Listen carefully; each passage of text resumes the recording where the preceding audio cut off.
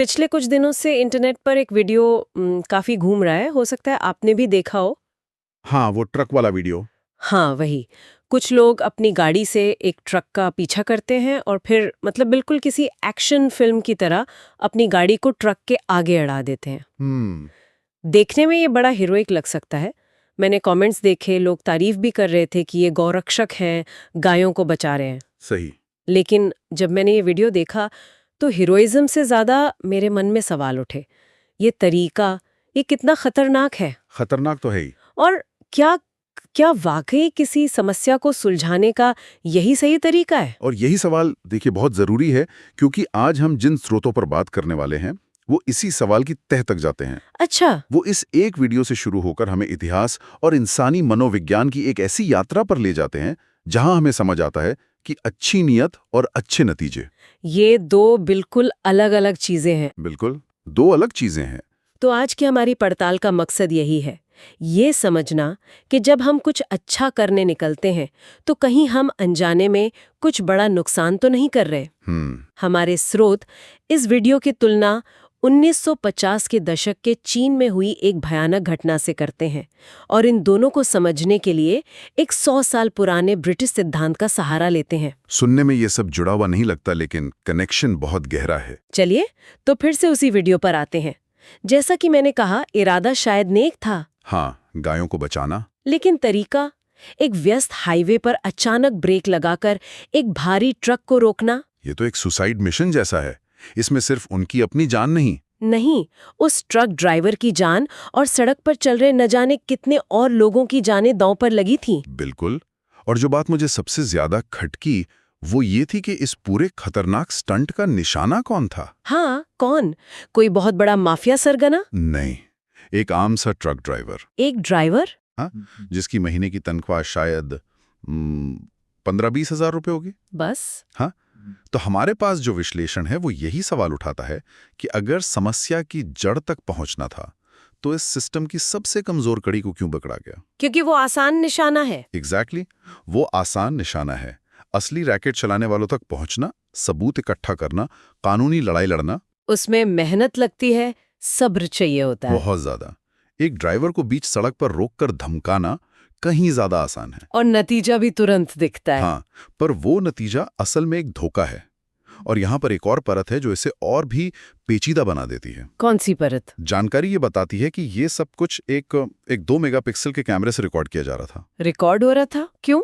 एक Instagram reel बनाने के लिए। ओहो। अब सोचिए, जब आपका मकसद एक वायरल रील बनाना हो तो आपकी प्राथमिकता बदल जाती है। हाँ बिल्कुल, क्या कर सकते थे, उस जगह तक पहुंच सकते थे जहां गायों को ले जाया जा रहा था। और फिर पुलिस की मदद से पूरे नेटवर्क का भंडाफोड़ कर सकते थे। हाँ बिल्कुल। लेकिन उसमें वो थ्रिल कहाँ होता, वो 30 सेकंड का ड्रामा नहीं बन पाता। सही बात है। असल बदलाव लाने वाले काम अक्सर पर्दे के पीछे चुपचाप और बिना किसी शोर शराबे के होते हैं। उनमें सालों लग जाते हैं। हाँ, लेकिन एक रील बनाने के लिए आपको बस 30 सेकंड का ड्रामा चाहिए। तो यहाँ नेक इरादा वो सोशल मीडिया पर वाहवाही बटोरने की इच्छा के नीचे कहीं दब गया। ये तो बहुत अजीब बात है कि एक अच्छा काम करने का इरादा इतना गलत मोड़ ले सकता है। क्या इतिहास में भी ऐसे उदाहरण मिलते हैं, मतलब बड़े पैमाने पर, जहां लोगों ने नेक इरादों से काम शुरू किया हो और नतीजा भयानक तबाही के रूप में सामने आया हो? मिलते हैं। और हमारे स्रोत हमें एक ऐसे ही दहला देने वाले उदाहरण की तरफ ले जाते हैं। कहाँ? ये बात है 1958 के चीन की। माओ जेडोंग का शासन था और उन्होंने ग्रेट लीप फॉरवर्ड नाम का एक बहुत बड़ा अभियान शुरू किया था। हाँ, मैंने इसके बारे में थोड़ा बहुत सुना है। मकसद था चीन को कुछ ही सालों में एक खेतीबाड़ी वाले देश से एक औद्योगिक सुपर पावर बना देना। ठीक है, लेकिन इसका इस वीडियो से क्या लेना देना? लेना देना इरादे और नतीजे का है। उस समय चीन के किसानों और अधिकारियों को लगा कि उनकी सारी मेहनत पर 4 दुश्मन पानी फेर रहे हैं। 4 दुश्मन? कौन? चूहे, मक्खियां, मच्छर और चिड़ियां। चिड़ियां? चिड़ियां क्यों? उनका तर्क बहुत सीधा था। क्या? चिड़ियां खेतों से अनाज के दाने चुग लेती हैं। अगर हम सारी चिड़ियों को मार दें तो बहुत सारा अनाज बच जाएगा, पैदावार बढ़ेगी और देश खुशहाल हो जाएगा। मतलब इरादा तो नेक ही था, देश की खाद्य सुरक्षा। इरादा नेक था, पर ये तो बच्चों जैसी सोच लगती है। तो उन्होंने किया क्या? उन्होंने चिड़ियों के खिलाफ एक देशव्यापी जंग छेड़ दी। जंग? हाँ, जंग। करोड़ों लोग इस अभियान में शामिल हो गए। वो अपने घरों से बर्तन, थालियां, ड्रम, जो कुछ भी मिला लेकर निकल जाते और जोर जोर से बजाना शुरू कर देते। शोर मचाते थे। इतना शोर किया जाता था कि बेचारी चिड़ियों को कहीं बैठने की जगह ही नहीं मिलती थी। वो उड़ते उड़ते उड़ते उड़ते थक कर आसमान से नीचे गिर जाती थी और मर जाती थी। अरे बाप रे। लोगों ने उनके घोंसले तोड़ दिए, अंडे फोड़ दिए। कुछ ही महीनों में चीन से चिड़ियों का लगभग सफाया हो गया। ये सुनने में इतना भयानक लग रहा है।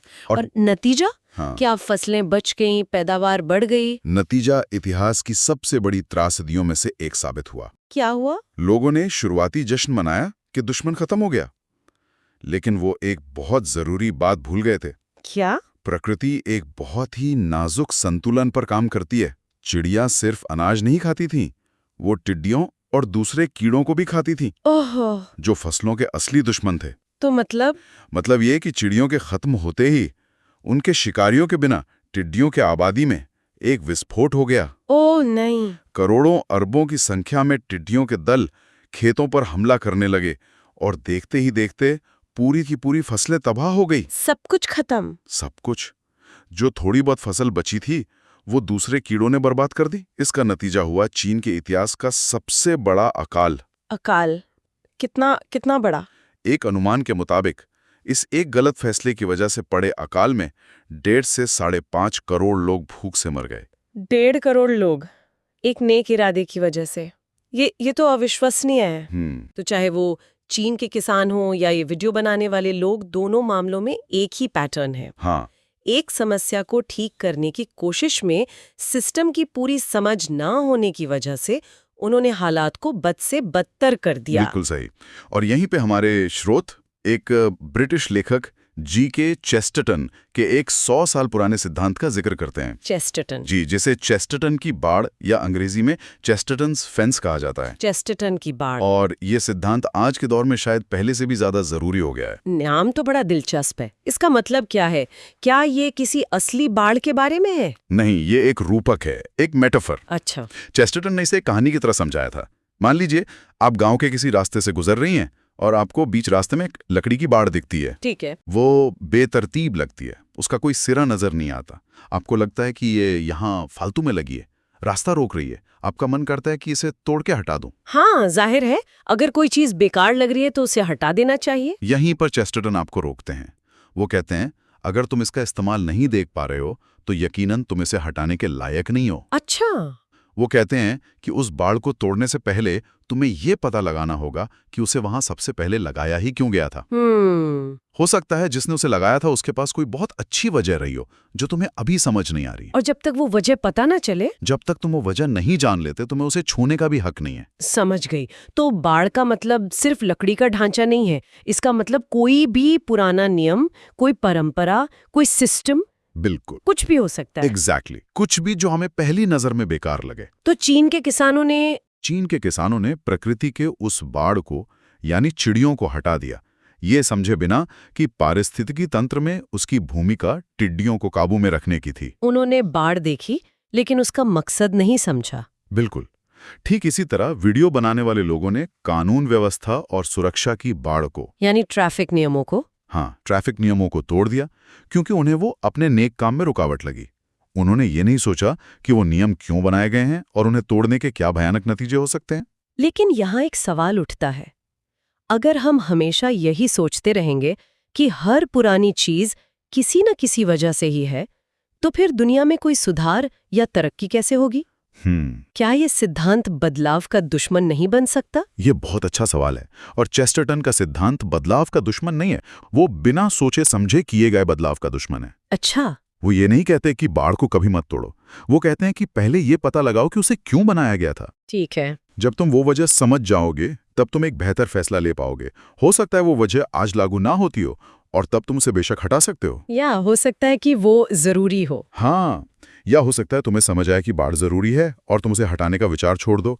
ये सिद्धांत हमें जल्दबाजी में एक्शन लेने से रोकता है और सोचने पर मजबूर करता है। ये तो जिंदगी के हर पहलू पर लागू होता है। चलिए वापस उस वीडियो पर आते हैं।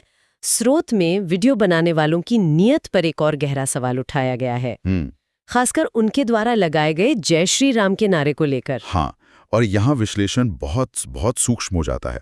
स्रोत ये तर्क देता है कि ये पूरा काम जोश में या कहिए गुस्से में किया गया था, किसी सोची समझी योजना या सच्ची भक्ति के तहत नहीं। गुस्से में? हाँ, स्रोत के मुताबिक एक सच्चा राम भक्त या किसी भी आस्था को मानने वाला व्यक्ति अपने गुस्से को भी अपनी योजना का हिस्सा बनाकर काबू में रखेगा, न कि गुस्से को अपने ऊपर हावी होने देगा। अच्छा। तो ये सवाल उठाया गया है कि क्या धार्मिक नारों का इस्तेमाल ऐसे कामों को सही ठहराने के लिए हो रहा है जो शायद उन मान्यताओं के मूल सिद्धांतों जैसे करुणा, विवेक और हर जीव की सुरक्षा से मेल नहीं खाते। और उस ड्राइवर के काम को नैतिक रूप से आंकने पर भी एक टिप्पणी की गई है। हाँ, स्रोत का कहना है कि ये लोग उस गरीब ड्राइवर के पैसे कमाने के तरीके को गलत ठहरा रहे हैं।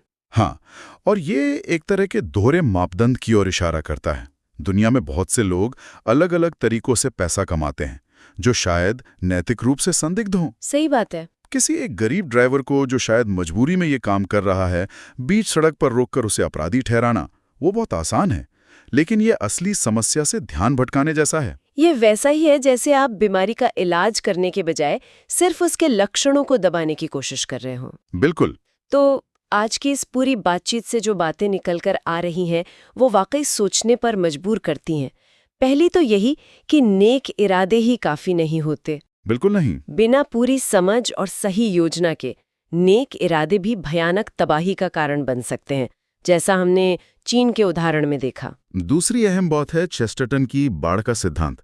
किसी भी सिस्टम, नियम या परंपरा को बदलने या तोड़ने से पहले रुक कर ये समझना बेहद जरूरी है कि उसे आखिर बनाया ही क्यों गया था।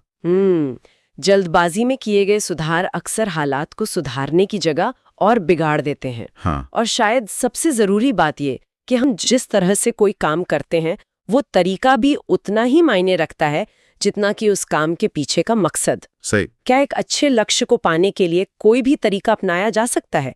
ये एक बड़ा नैतिक सवाल है। बिल्कुल। और अंत में हमारे श्रोताओं के लिए सोचने के लिए एक विचार। चेस्टरटन का ये सिद्धांत सिर्फ इतिहास या सड़क पर हुई घटनाओं तक सीमित नहीं है।